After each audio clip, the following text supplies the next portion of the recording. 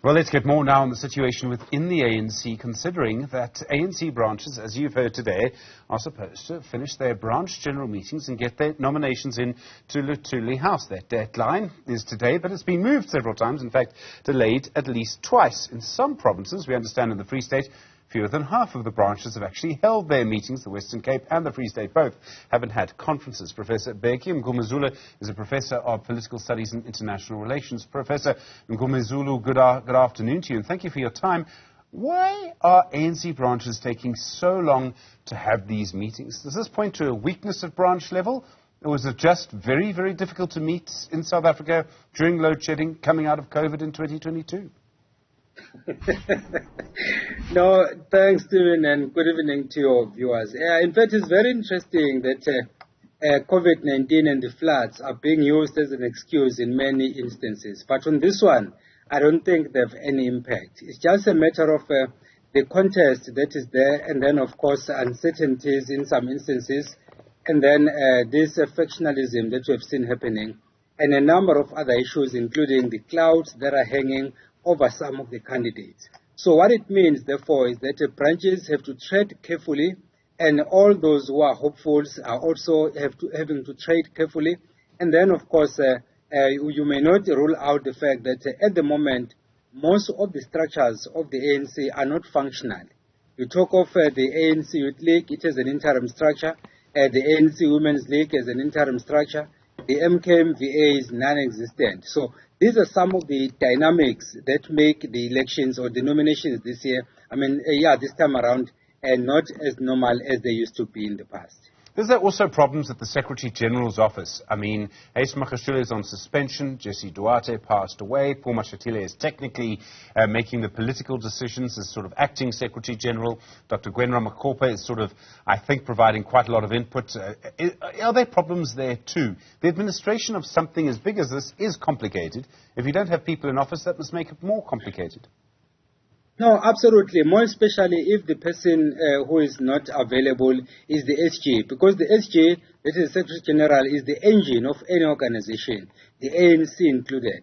We know that Paul Mashatile has become an all-rounder, to borrow a term from cricket, because he has been occupying 3 positions at the same time, being the Treasurer General, being the acting SG, being the acting Deputy SG, all at once. So that makes it very difficult, because that position needs someone with a focus and without any distraction. So in this case, we find Paul Mashatile having to juggle his calendar and try to do all of these things at once. Of course, as we are saying, that Ramakhoba is assisting as much as possible, but the reality of the matter is you need someone occupying that position without being distracted, if indeed you want the party to function properly.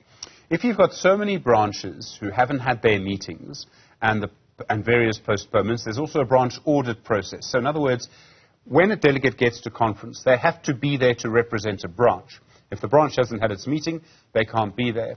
The more disruption there is, the more delay there is, the more pressure on the internal machinery of the ANC. And I hate to say this, Professor, it seems to be more likely someone will bring a court case at the last minute, 12 hours before the conference starts, trying to delay the whole thing. Absolutely. We cannot rule that out, because some of these delays cannot be easily explained. And then others will start crying foul and saying that this was a deliberate move in order to advantage a particular faction against the other. So we'll hear more of these things happening. You might have heard recently that the KZN leadership, for example, that was elected, there was a court case saying that one of the branches, in fact, did not conduct the election as per the legislation or as per the constitution of the party, and therefore they should be set aside. If that happens, then it means that the delegates who represented that branch or that region at the provincial conference, so their participation will then have to be scrutinized. So there are a number of things that are happening. So with these BGMs facing some challenges, and given the fact that branches, in fact, are the ones who are supposed to decide the fate of those who are vying for positions. So if a branch is not united, or the branch did not sit, then of course there is a serious problem which will then affect the entire conference. So yes, indeed, the possibility of litigation cannot be ruled out at this point, unless, of course, there is a gentleman's agreement that let us put our differences aside in order to maintain the image of the party. But the other side of the coin is that you cannot build a mansion based on a shaky foundation. So you have to get the foundation right, then everything else will fall into place. We keep seeing people in the ANC criticizing the ANC. So you have, I mean, just this weekend, former President Jacob Zuma, former President Kgalema Motlanthe, both criticizing current President Cyril Ramaphosa, and Mvula Mokenyane saying it's the weakest NEC in the history of the ANC. You have Lindiwe Sisulu, the tourism minister, making strong comments as well. Is this to be expected? We have the most open and transparent ANC leadership conference, I think, in its history. We've never had something like this before. Is this just the way things are, or is there something more serious happening? Yeah, freedom of speech is not only enshrined in the constitution of the country, but it's also enshrined in the constitution of the ANC. So it means you can make your views heard, but the only difference in the ANC is that the general feeling is that whatever views you have to raise those views within the structures of the organization. Something very interesting has happened in the last few days.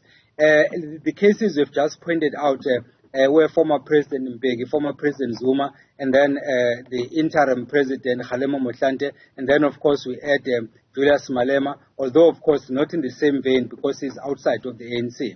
But the reality of the matter is there have been criticisms leveled against the President. The question that arises then, are these criticisms baseless or unjustifiable? I don't think so. Is the route taken the correct one? Of course, I'm not too sure about that because ordinarily the structures of the ANC should have been used. But then how did we come here? For me, the answer is very simple. The President dug his own grave.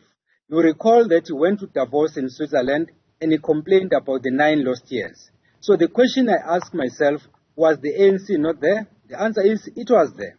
Were the ANC structures not there? Yes, of course they were there. Was the ANC NEC not there? Yes, of course it was there. The National Working Committee, was it there? Yes, it was there. Then the question becomes, why didn't the President use those structures? And why are we crying foul now when the swords are directed at him and we kept silent when the same was done by him to his predecessor, that is former President Jacob Zuma? So basically there are a lot of things that are happening here, but unfortunately not everyone is analytic in terms of looking at this matter.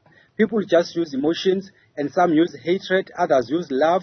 If I love you, I will make sure that I protect you at all costs. And that is not good for the organization because sooner or later, reality will come out and then truth will always prevail whenever these situations happen. Professor Bheki Mngomezulu, thank you. Professor of Politics and International Relations at the University of the Western Cape. Really do appreciate the time on Newsfeed.